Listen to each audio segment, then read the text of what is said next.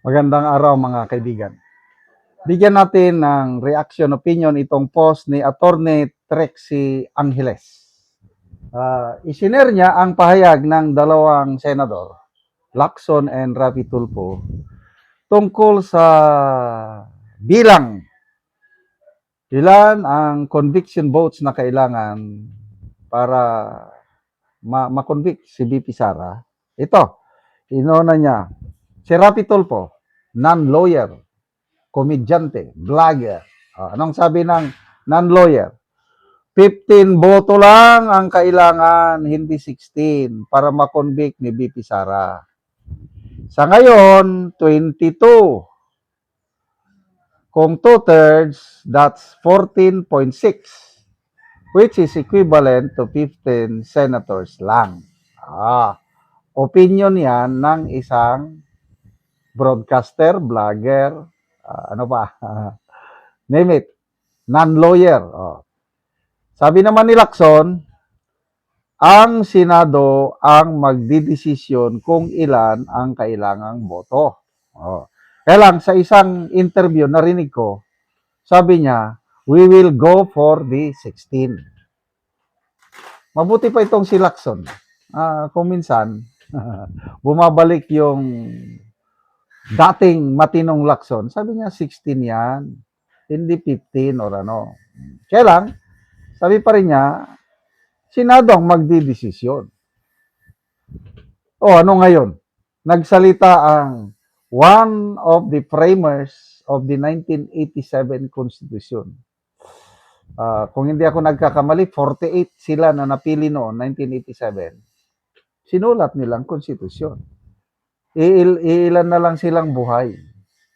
At isa sa mga buhay ay si dating Supreme Court Justice Hilario Davidi.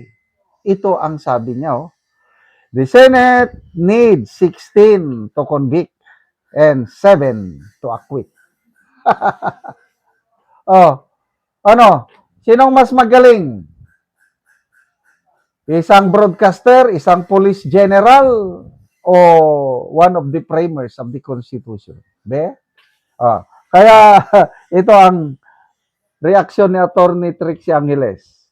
It's amazing watching these senators say those things. It is doubly amazing to see that they really don't read and understand the Constitution. But I like it. At least they have a little understanding about separation of powers. The problem, though, is that separation, separation is not the only rule that governs constitutional bodies. They need to understand that separation only helps them while they're at it. But once they are done, the other power gets its time to dissect and maybe even kill until it's absolutely dead whatever Senate has done. And that rule holds true in almost everything they do. But it's nice to know they actually know something. Hindi trabaho ang narinig kong paliwanag ni Attorney Edward Checo. Hindi trabaho ng mga senador na mag-interpret ng konstitusyon o batas. Ang kanila is to act as impeachment court. Yun ang rule nila na nakasaad sa konstitusyon. Kung ilan ang number ng conviction votes, dalawa lang ang dapat gawin. Sabi ni Attorney Edward Checo. Napakagaling magpaliwanag itong abogado na ito. Objective kung magsalita. Wala siyang pinapanigan. Sabi niya, una,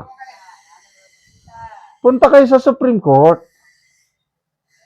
Magpetisyon doon para ang Supreme Court ang magsalita kung ilan ang conviction votes. Hindi trabaho ng Senado na kayo ang mag-determine. Hindi nyo trabaho yan. Kaya pahiya itong si Lacson, sabi niya na it is the Senate that will decide. No way.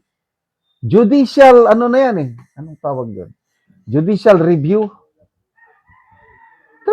mga Supreme Court. Wala namang pumupunta sa Supreme Court para magpetisyon na magsalita ang Supreme Court kung ilan ba talaga.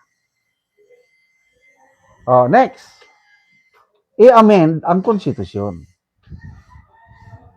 Para maging klaro. Kasi ang konstitusyon, yung all members of the Senate,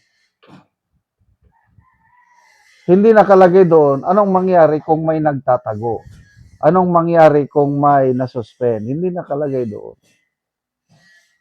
Kaya kung i-amend nyo muna ang konstitusyon para maging klaro.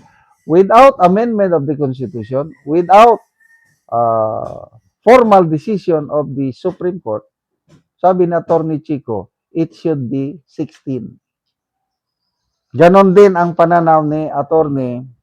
Romy Macalintal, it should be 16. Hindi na yan dapat pinag-uusapan ng defense, ng prosecution, o ang mga Senate kasi very clear na po sa konstitusyon na 2/3 of all members. Ang members of the Senate is 24. Hindi nabawasan.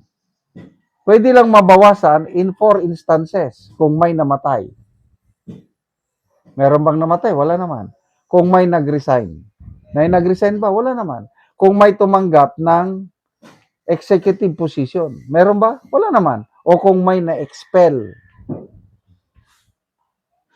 Meron bang na-expel? Wala naman.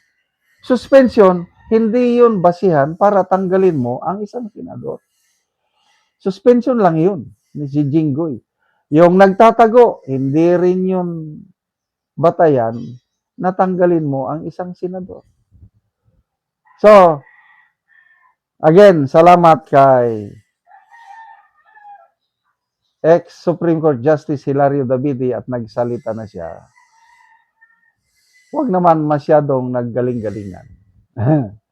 Ang trabaho lang ng senador is to act as senator judge, hindi yung mag-interpret kung anong ibig sabihin ng all members of the Senate 2/3. Trabaho yan ng Supreme Court. Salamat mga kaibigan sa inyong pagsubaybay sa channel na ito. Nakakatulong kayo ng malaki sa tribong Talandig ng Bukidnon dahil ang sweldo natin sa channel na ito is pantulong po sa tribo. Namimigay tayo ng libreng yero at pako para makapagpatayo sila ng mas maayos na tirahan. Panoorin nyo ang video na ito. Pero na anak ko diri sa balay sa tabangan na Mugyero. So muna ni ang itsura sa kadako sa buslot sa iyang balay. So kuan nagid kayo, dako nagid kayo og mga buslot. Dang pagpuyo, kuan nagid kayo ang ngero tungod sa kadugayon na inani na gyud ang tsura gipang sumpay-sumpay ug nangalata na. So muna ni ang ilang kahimtang.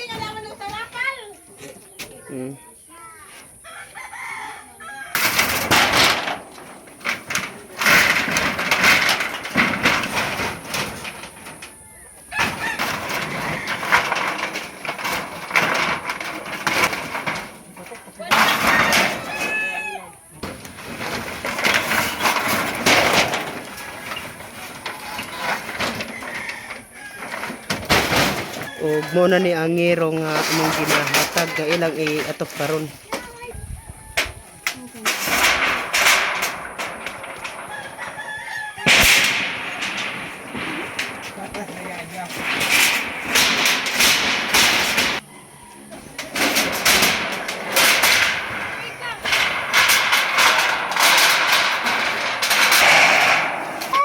O karon humanagyod sa pag-atop ang among ginatabang nga yero.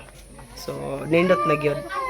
Salamat ko dako kaayo sa Ginoo kay gatagan ko niya tawo nga nagtabang sa amo. Dako kay kong pasalamat pod sa nagyatag sa Ginoo sa ato nga tawo kay kung dili patungod sa iya pod di gyud ni makaatop. Kay tungod sa kalisod kay katuluan na sad among balay.